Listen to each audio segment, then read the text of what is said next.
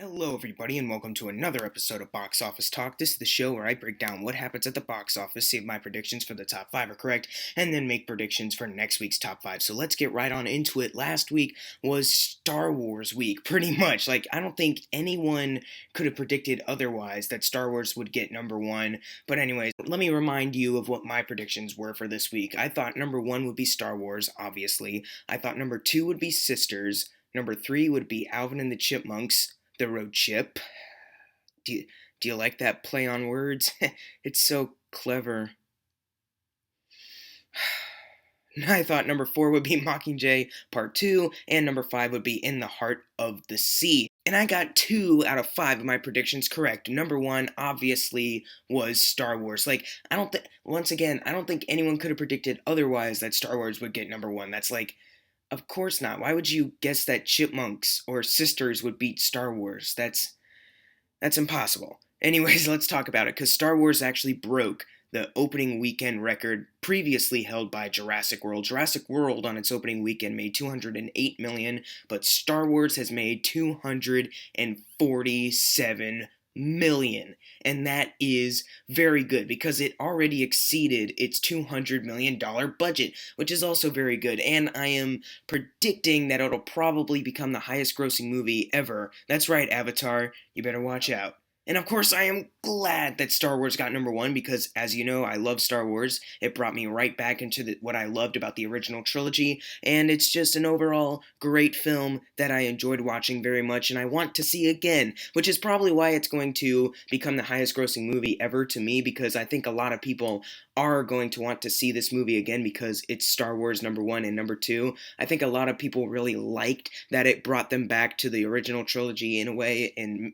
creating its new own story and making new cool characters like Kylo Ren and Rey and Finn and BB-8 and all those guys. So yeah, I'm going to predict that right away. I might be wrong, but I don't care. And number 2, unfortunately, was not Sisters. It was Alvin and the Chipmunks, The Road Chip, making $14 million. And so far, it is kind of bombing it, since it is on a budget of $90 million. But the thing is, more people probably might go see this movie now that they've already seen Star Wars, because there will be some people that either don't like this movie or will probably not want to see it for a second time or a third time or something, so they'll decide to see Road Chip for some reason. So, yeah, I made $14 million this weekend, which I think is a little bit higher than I thought. I didn't even know that they would break double digits this weekend since Star Wars, but oh well, Road Chip got $14 million. I know all the little babies and kiddies loved it.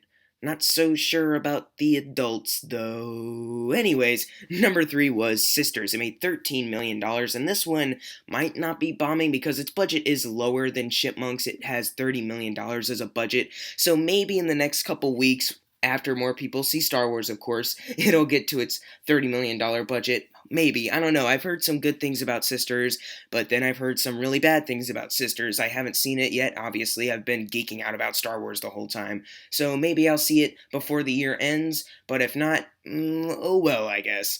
Number 4 was Mockingjay Part 2. It made $5,892,000, adding to a total of $254 million. I find it funny that Mockingjay has just now gotten to $254 million as a total, but in its opening weekend, Star Wars is only $7 million behind it. That's insane that Star Wars is doing that good. I know I should be talking about Mockingjay Part 2 right now, but I think I've talked about that more than I wanted to, so I brought up Star Wars once again. Sorry. Number 5 was Creed, making $5,013,000, adding to a total of $87 million, which is also very good. Once again, still haven't seen it. I could have seen Rocky 2 by now this weekend, but, Star Wars was still on my mind.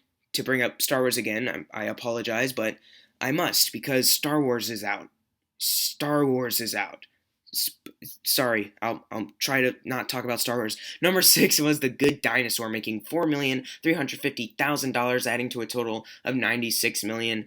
And that's kind of a bummer. It's so close to breaking $100 million, being so close to that margin, but unfortunately, it looks like we might have a Pixar flop, unfortunately, because I really like The Good Dinosaur. I thought it was a good movie, but oh well, more people wanted to see Star Wars this weekend. Crap, I just brought up Star Wars again. I apologize. Number 7 was Krampus, making $4,114,000, adding to a total of $35 million. It has made $20 million more than its budget of $15 million. So yeah, even though Star Wars is out, $4 million worth of people still wanted to go out to see Krampus and, see a fun horror comedy centering around Christmas. Ain't that great for the holidays? Getting you in the Christmas spirit for when you see, people getting killed. Yeah. Number 8 was In the Heart of the Sea, dropping from number 2 to number 8 in just a week. That is really bad for this film. It made $3 million, adding to a total of $18 million. And that is, it's still a big flop. How much did it make compared to last week? Like $7 million added to last week? That's pretty bad, especially since its budget is around $100 million. I like this film. I think it got a lot of crap, but oh well. It's tough considering that the rotten reviews that I don't understand, to be honest. I thought it was a pretty good movie. And the fact that you opened, around Star Wars time. So, of course, it's not going to get as much as it should. So, oh well. Maybe more people will see it eventually. I really hope some people do because I really liked it. It's not a perfect movie by any means. I just really had a good time with it. And closing out the top 10, number 9 was a movie called Dilwale, making $1,920,000. And then number 10 was Bajirayo Mastani, making $1,741,000. Whatever those movies are, congratulations! Now for the fun part, predicting next week's top 5. So automatically, Star Wars is going to be number 1. I can feel it. So I'm going to actually predict how much it's going to make. I think it's going to, stay around 150 million, honestly. I don't think it's going to drop a whole lot. I think it will drop a little bit, but maybe not a whole lot. So maybe 150 million to 170, something like that for Star Wars next week. We'll see what happens. You don't have to predict how much it makes if you don't want to, but if you do want to, then go ahead, leave it in the comments below. Anyways, I think number 2 will be Daddy's Home, considering it's a Will Ferrell, Mark Wahlberg comedy for families because it's actually rated PG, so maybe more people will go out to see it. Plus, it's Christmas. Maybe they want to see a good family film. Unless Daddy's Home isn't good, then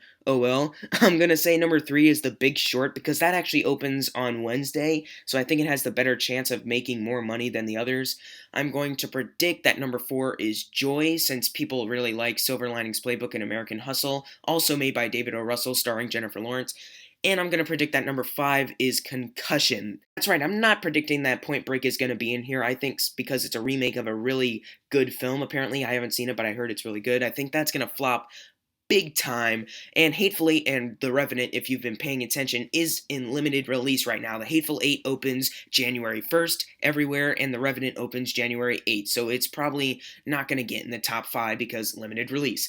But anyways, what are your predictions for next week's top 5? Leave them in the comments below. And if you got your predictions right for this week, then you're going to get a shout out right now. Unless you didn't get it right, then sorry. Thank you guys for watching. Make sure to subscribe. I'm Jackson Fulcher. See you guys next time.